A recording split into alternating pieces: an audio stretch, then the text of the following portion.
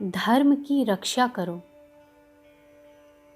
नवीन सभ्यता की ये आवाज़ है कि हमें अपनी उन्नति करने के लिए आर्थिक और बौद्धिक उन्नति करनी चाहिए, संगठन करना चाहिए।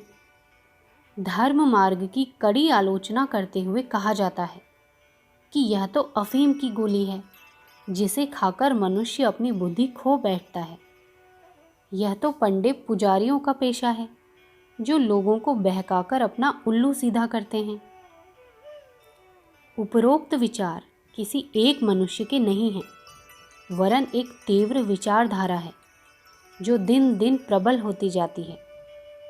युग का प्रवाह या नास्तिकों का प्रलाप कहकर इसकी उपेक्षा नहीं की जा सकती। हमें विचार करना है कि इन बातों में कितना तथ्य है। मनोवैज्ञानिक दृष्टि से जब हम बारीकी के साथ इस संबंध में विचार करने बैठते हैं तो प्रतीत होता है कि इस युग की धार्मिक बगावत वस्तुतः धर्म तत्व के विरुद्ध नहीं, वरन उसके साथ मिलजुल गए पाखंड के विरुद्ध है। हिंदू जाति धर्म परायण रही है और उसमें उदारता की मात्रा का समावेश अत्यधिक रहा है। इसलिए हिंदू धर्म के अंदर अनेक पंथ उपपंथ बढ़ते रहे और सब प्रकार हितकर अहितकर रीति रिवाजें पनपती रहीं।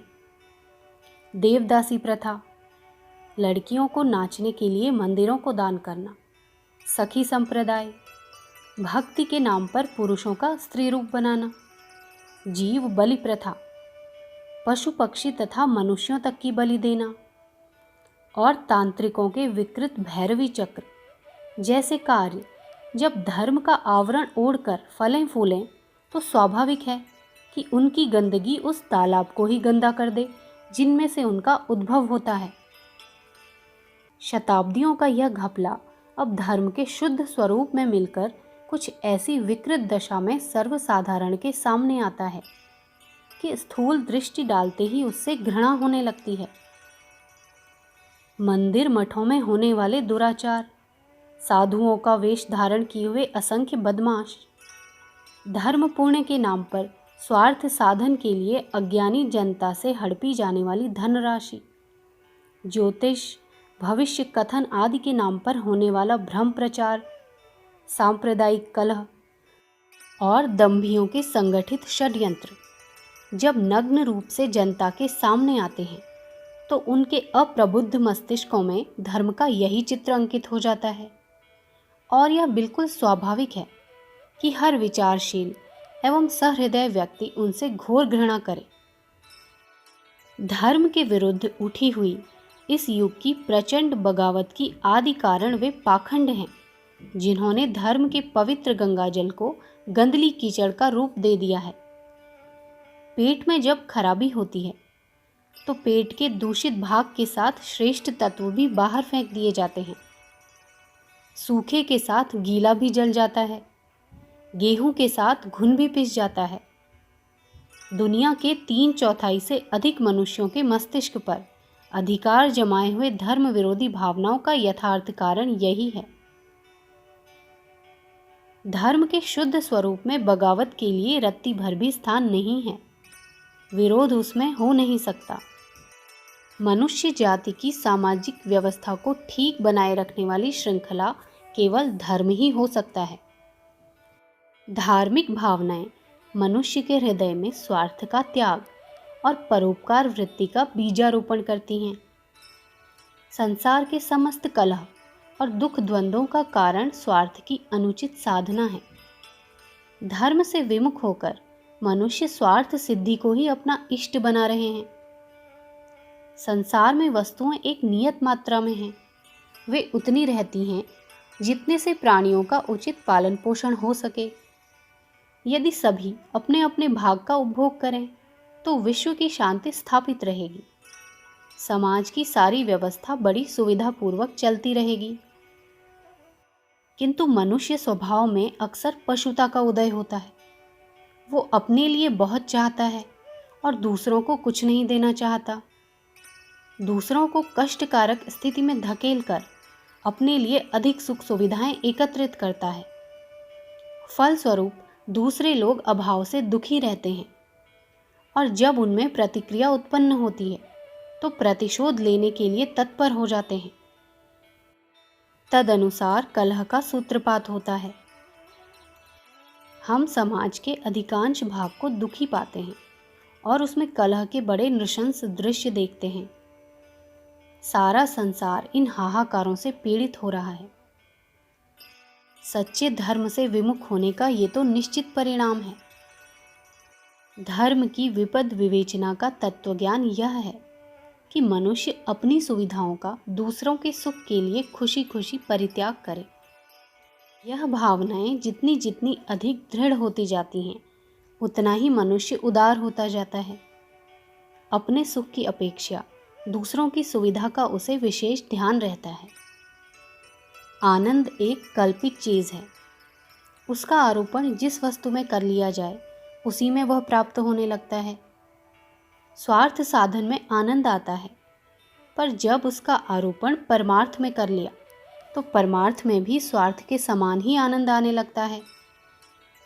वह आनंद नामक पदार्थ जिसकी प्राप्ति के लिए स्वार्थ साधन किया गया था, जब धार्मिक भावनाओं के कारण परमार्थ में भी प्राप्त होने लगता है तो वह समस्या भी हल होने लगती है जिसके कारण संसार नरक बना हुआ है।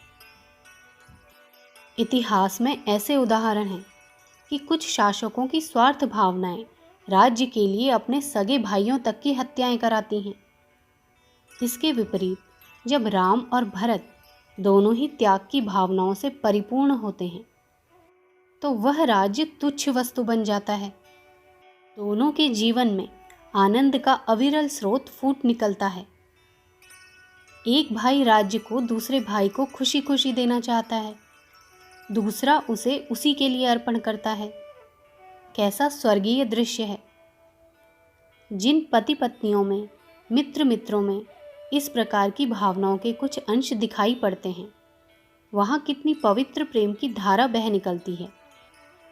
शांति और सुव्यवस्था का मेरुदंड यही विचारधारा है जिसे धार्मिक भावनाओं के नाम से पुकारा जाता है। नवीन सभ्यता धार्मिक आडंबरों की बगावत करते हुए उसके सत्य तत्वों का भी बहिष्कार कर देती है। उसका मुंह त्याग की अपेक्षा स्वार्थ की ओर मुड़ जाता है। तदनुसार कलह की दारुण विभीषिकाएं सामने आ खड़ी होती हैं। जहाँ स्वार्थ की प्रधानता है वहाँ आर्थिक उन्नति, बौद्धिक विकास और संगठन कुछ भी काम नहीं दे सकते। जरा आज की अंतर्राष्ट्रीय स्थिति पर दृष्टिपात कीजिए। राष्ट्रसंघ जैसा महान संगठन बेचारा एक झोंक में उड़ गया। धन धान्य से संपन्न राजाओं जैसा जीवन बिताने वाले व्यक्ति आज भूखे मर रहे हैं और गुफाओं में छिपकर अपनी प्राण रक्षा कर रहे हैं। विज्ञान के आश्चर्यजनक आविष्कार करने वाली बुद्धि आज मृत्यु किरणों और जहरीली गैसों का आविष्कार कर रही है।